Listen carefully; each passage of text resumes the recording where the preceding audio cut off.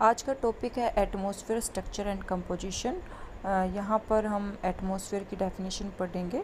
Atmosphere पृथ्वी के चारों ओर फैली हुई वायु को ही है हम एटमॉस्फेयर कहते हैं। Atmosphere is a mixture of different gas. It contain life giving gas like oxygen for human and animal and carbon dioxide for plant. जो एटमॉस्फेयर है वो पृथ्वी के चारों तरफ फैला हुआ है और पृथ्वी की ग्रेविटेशन जो फोर्स है उसी से वो होल्ड किया हुआ है। इम्पोर्टेंस क्या है? ये यूवी जो रेस है जो सन से आती है उसे हमें बचाता है और ये हमारे अर्थ का जो टेम्परेचर है उसे स्टेबल यानी जो suitable temperature necessary for life के लिए जो चाहिए उसे मेंटेन रखता है। अगर हम एटमॉस्फेयर के विस्तार की बात करें तो ये अर्थ सरफेस से लगभग 1600 किलोमीटर ऊंचाई तक फैला हुआ है, जिसका 99% टोटल मास सिर्फ हमें 32 किलोमीटर की हाइट तक ही हमें देखने को मिलता है। सबसे पहले हम करेंगे कंपोजिशन ऑफ एटमॉस्फेयर। हमने यहाँ कंपोजिशन की बात की है तो हमारा जो एटमॉस्फेयर है उसमें बहुत सी गैसेस है, वाटर वेपर है और डस्ट पार्टिकल है। ये जो कंपोजिशन है वो हमेशा स्थिर नहीं रहता, ये टाइम और प्लेस के अकॉर्डिंग चेंज भी होता है। गैसेस ऑफ द एटमॉस्फेयर, अगर हम बात करें सबसे जो अधिक मात्रा में जो पाई जाती है वो है नाइट्रोजन। लगभग 78.084 जो वॉल्यूम है परसेंटेज का वो नाइट्रोजन है। दूसरे नंबर पर है ऑक्सीजन, लगभग 20.9% जो है वो हमें एटमॉस्फेयर में ऑक्सीजन देखने को मिलती है। तीसरे नंबर पर ऑर्गन है 0.934%। फोर्थ नंबर पे आता है CO2 0.036%। और जो अन्य जो गैसेस है उनका परसेंटेज बहुत ही कम हमें देखने को मिलता है, जैसे नियोन हो गया, हीलियम हो गया, क्रिप्टॉन हो गया। इनका परसेंटेज बहुत ही कम हमें एटमॉस्फेयर में मिलता है। इस डायग्राम में हम कंपोजिशन देख सकते हैं। जो सबसे ज़्यादा जो पार्ट है वो नाइट्रोजन का है और लगभग 21% है वो ऑक्सीजन है और बचा हुआ जो पोर्शन है वो अदर गैसेस का है। यहाँ पर हम वन बाय वन सभी गैसेस को डिस्क्राइब करेंगे। सबसे पहले है नाइट्रोजन। एटमॉस्फेयर वॉल्यूम का 78% जो है वो नाइट्रोजन है और ये एक तरह से जो गैस है वो बहुत ही इम्पोर्टेंट मानी जाती है जीव जंतुओं के लिए। इसके अलावा जो नाइट्रोजन है वो ऑक्सीजन की वजह से जो वस्तुएं जलती है उसको जलने से रोकता है, उसको कंट्रोल करेगा। अगर नाइट्रोजन नहीं होता तो ऑक्सीजन के कारण वस्तुएं बहुत जल्दी से जलती। और भी बहुत से इनडायरेक्ट हेल्प है जो ये गैस करती है, जैसे it also indirectly help in oxidation of different kind.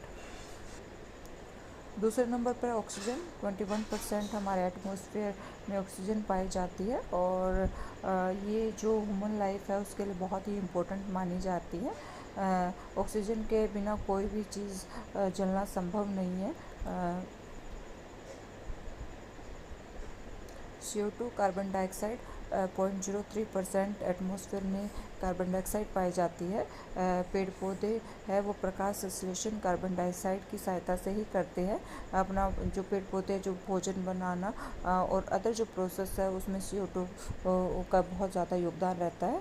इसके अलावा जो कार्बन डाइऑक्साइड है वो ऊष्मा को अवशोषित करता है और जिससे अर्थ के टेम्परेचर, अगर CO2 एटमॉस्फेयर में बढ़ रही है तो अर्थ का टेम्परेचर भी उसके अकॉर्डिंग बढ़ रहा है, क्योंकि ये बहुत ज़्यादा जो है हीट को ऑब्जर्व करता है।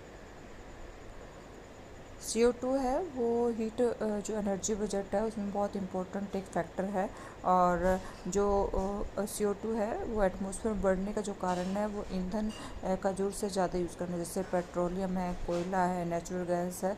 अगर हम ज़रूरत से ज़्यादा प्रयोग कर रहे हैं तो इनकी वजह से एटमॉस्फेयर में CO2 की मात्रा बढ़ रही है, जिससे हमारा अर्थ का जो टेम्परेचर है वो CO2 की वजह से बढ़ रहा है, जिससे क्लाइमेट चेंज जैसी समस्याएं हमें देखने को मिलती है। ओजोन ओजोन भी एक बहुत ही महत्वपूर्ण गैस है। और अगर हम बात करें, ये ऑक्सीजन के 3 मॉलिक्यूल से बने हैं। अगर हम इसकी बात करें, हमारे एटमॉस्फेयर में 0.00005% जो परसेंट पार्ट वो है ओजोन को पाया जाता है। और अगर हम बात करें, सबसे ज़्यादा जो मात्रा है ओजोन की वो 20 किलोमीटर से 25 किलोमीटर के बीच में पाई जाती है। ओजोन है वो लगभग 20 से 25 किलोमीटर की हाइट पे मिलती है, और इसका कुछ पोर्शन उससे और ज़्यादा हाइट पे पाया जाता है। उसके साथ साथ ये थोड़े नीचे की तरफ भी ट्रांसफ़र, जो हमारा ट्रोपोस्फीयर है वहाँ पर भी हमें ये पाई जाती है। ये जो ओजोन है उसका सबसे इम्पोर्टेंट काम है यूवी जो रेडिएशन है उसको रोकता है। एक तरह से क्या है, अर्थ पर एक सुरक्षा कवच की तरह काम करता है। अदर गैसेस हमारे एटमॉस्फेयर में अगर हम बात करें बहुत ही कम मात्रा में पाए जाते हैं, जैसे नियोन हो गया, हीलियम हो गया, हाइड्रोजन हो गया, जीनोन हो गया, क्रिप्टोन हो गया, मीथेन हो गई। ये अन्य गैस है जो हमारे एटमॉस्फेयर में पाई जाती हैं। कंपोनेंट में हमारा दूसरा जो भाग है वो वाटर वेपर का है। एटमॉस्फेयर में जो भी पानी प्रेजेंट है उसे हम वाटर वेपर के नाम से जानते हैं। वाटर वेपर की वजह से ही लाइफ पॉसिबल हो पाई है अर्थ पे, क्योंकि जितने भी टाइप की जो वर्षण है यानी प्रेसिपिटेशन है वो हमारे वाटर वेपर से ही पॉसिबल हुई है। अगर हम बात करें, मैक्सिमम अमाउंट वो 4% तक एटमॉस्फेयर में वाटर वेपर का रहता है, और सबसे ज़्यादा जो वाटर वेपर है वो हॉट वेट रीजन में पाए जाते हैं, और सबसे कम है वो ड्राई रीजन में हमें वाटर वेपर एटमॉस्फेयर में देखने को मिलते हैं। अगर हम बात करें, वाटर वेपर है वो मैक्सिमम 4% पाया जाता है, वो लो लैटिट्यूड वाले एरिया में हमें देखने को मिलता है, और जो सबसे कम है 0.2% वो हाई लैटिट्यूड एरिया में हमें देखने को मिलते हैं। अगर हम बात करें हाइट के साथ साथ जो वाटर वेपर है उसकी मात्रा कम होती रहती है। जो 90% वाटर वेपर है वो हमें 6 किलोमीटर की हाइट तक ही हमें देखने को मिलते हैं। वाटर वेपर एटमॉस्फेयर में 2 तरीके से जाता है, एक तो जो पानी से जो वाष्पीकरण होता है, दूसरा पेड़ पौधों से वाष्पोत्सर्जन होता है, उससे वाटर वेपर एटमॉस्फेयर में मिलते हैं।